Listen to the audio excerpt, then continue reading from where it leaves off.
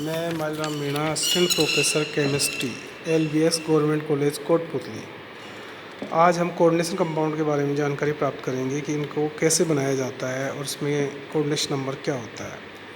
जैसा कि हम जानते हैं कि जो संकर्ण धातुएं होते हैं उनके यौगिकों के पास में वही लिगेंड्स जिनके पास में लोन पेयर इलेक्ट्रॉन्स होते हैं वो इनसे कोऑर्डिनेशन कंपाउंड बना सकते हैं। यानी कि लिगेंड्स एक इलेक्ट्रॉन युग्म संकर्ण धातुओं को देंगे तभी कोऑर्डिनेशन बॉन्ड बनेगा। संकलीय यौगिक में धातु परमाणु इलेक्ट्रॉन युग्म ग्रहण करता है तथा यह लुईस अम्ल के समान व्यवहार करता है, इसलिए इसका जो डायरेक्शन होती है लिगेंड टू मेटल होता है। यानी कि जो इलेक्ट्रॉन पेयर है वो लिगेंड्स इसको दे रहा है मेटल्स को, इस कारण से मेटल लुईस अम्ल की तरह व्यवहार करता है और लिगेंड्स लुईस क्षार की तरह व्यवहार करता है। संकर्ण धातुओं में संकुल यौगिक बनाने की प्रवृत्ति अत्यधिक होती है। इसके कई कारण हैं, जैसे धनायन का आकार छोटा होता है जिससे आवेश घनत्व उच्च होता है और इनके पास निम्न ऊर्जा के रिक्त डी कक्षक उपलब्ध होते हैं जो लिगेंड से इलेक्ट्रॉन युग्म ग्रहण कर उपसहसंयोजक बंध बना लेते हैं।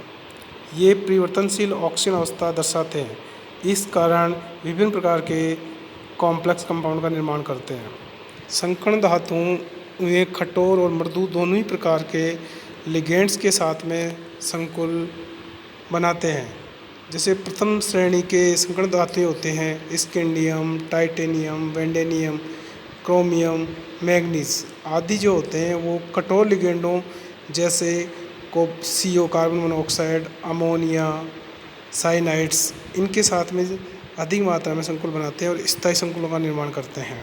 इसी प्रकार वीक लिगेंड्स होते हैं जैसे फ्लोराइड, H2O इनके साथ में जो आगे मैग्नीज के आगे के प्रथम संकर्ण श्रेणी के तत्व हैं वो कंपाउंड बनाते हैं। फॉर एग्जांपल कंपाउंड का K4 ब्रैकेट बंद FeCN6, निकल अमोनिया बाई 6, COH2O/6, NiCO/4। इसी प्रकार जैसे कोऑर्डिनेशन नंबर क्या होता है कि इसका मतलब ये होता है कि कितने लिगेंड्स मेटल्स के साथ में जुड़े हुए हैं कोऑर्डिनेशन बॉन्ड के द्वारा। तो जितने कोऑर्डिनेशन बॉन्ड बनेंगे वही उसका कोऑर्डिनेशन नंबर कहलाता है या समन्वय संख्या कहलाती है।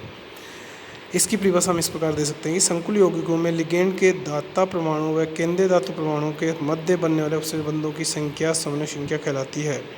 संकर्ण धातुएं समन्वय संख्या 4 या 6 वाले जो संकुल यौगिक होते हैं उनका हम निम्न प्रकार से वर्णन कर सकते हैं। जैसे कोऑर्डिनेशन नंबर 4 है। कोऑर्डिनेशन नंबर 4 का मतलब होता है कि 4 लिगेंड्स एक मेटल के साथ में जुड़े हुए हैं।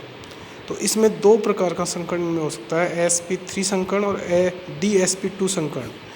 sp3 संकर्ण होता है, इसका जो स्ट्रक्चर होगा कंपाउंड का होगा टेट्राहेड्रल TD, और जो dsp2 हाइब्रिडेशन होगा जिसके अंदर उसका जो शेप होगी स्क्वायर प्लेनर।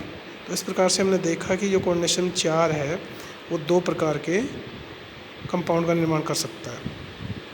इसी प्रकार हम देखते हैं कि कोऑर्डिनेशन नंबर 6 है। कोऑर्डिनेशन नंबर 6 में 2 प्रकार के हाइब्रिडेशन इसमें संभव हैं, D2sp3 और sp3d2। D2sp3 के अंदर जो D होता है वो आंतरिक कक्षक होता है और sp3d2 के अंदर ये D बाह्य कक्षक होता है। यानी कि n-1 D कक्षक D2sp3 में यूज होता है और n-D कक्षक जो यूज होता है वो होता है sp3d2 के अंदर। इस प्रकार से अन्य एग्जाम्पल हम ले सकते हैं संकुल जो है उनमें कितना कोऑर्डिनेशन नंबर है। जैसे AgCN/2-1, इसका कोऑर्डिनेशन नंबर 2 है।